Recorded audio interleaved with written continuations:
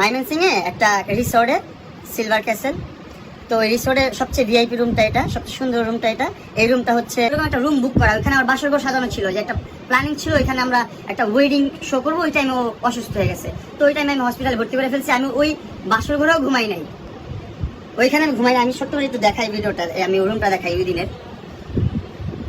আপনারা অনেক কথা আছে আমাদের, কখনো বলবো না এগুলো সব বিষয় নিয়ে। সংসার আসলে মা যদি ওর মা প্রেমী আর ওরে ভালোবাসে, ওর মা ওরা ছাড়া বুঝে না কিছু, ওর মা ছাড়া বুঝে না কিছু, ওর এগেনস্ট থাকে, ওর মা আমার এগেনস্টে।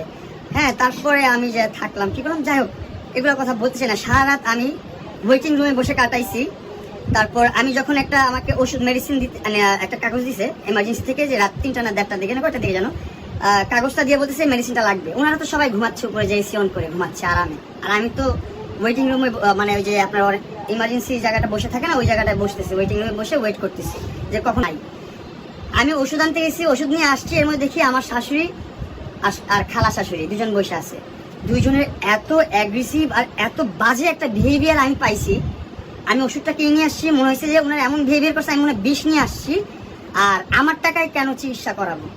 এই দুইটা বিষয়ে, এই দুইটা ইস্যু ওনারা এমনভাবে আমাকে বলছে, আমি না ওইখানে ভাঙে পড়ছি একবার সাথে সাথে। ওই দিন রাতেই আমি সারা রাত বসেছিলাম। এই দেখেন, আমি রুমটা দেখাই, এই দেখেন কত সুন্দর বাসর ঘর সাজানো ছিল। ডেট দেখেন, ডেটও এখানে দেওয়া আছে, 5 মে 5 মে ডেট লেখা আছে এখানে দেখেন। এটা কি মামুন আপনার বাসর ঘর ছিল? এটা আমরা একটা মানে শুটিং এর জন্য তৈরি করতেছিলাম এই বাসর ঘরটা। এটা হচ্ছে মাইমেনসিংয়ে একটা রিসোর্টে সিলভার ক্যাসেল। তো এই রিসোর্টের সবচেয়ে ভিআইপি রুমটা এটা, সবচেয়ে সুন্দর রুমটা এটা। এই রুমটা হচ্ছে ফারহান বেগ ভাই রেডি করে দিয়েছে। আমরা ওইখানে একটা সুন্দর করে, অনেক সুন্দর করে সাজানো হয়েছিল পুরো রিসোর্টটা। তো ওই টাইমটা তো হসপিটালে অ্যাডমিট ছিল। তা আমি হসপিটালে ওষুধটা যখন নিয়ে যাচ্ছি, সেই ওষুধটাও আমাকে পৌঁছায় দেওয়ার আগে আমাকে অনেক কথা শোনানো হয়েছে। আমার খালা শাশুড়ি, আমার শাশুড়ি শোনাইছে আমার। এইসব কথা বলার তো আর কিছু নাই।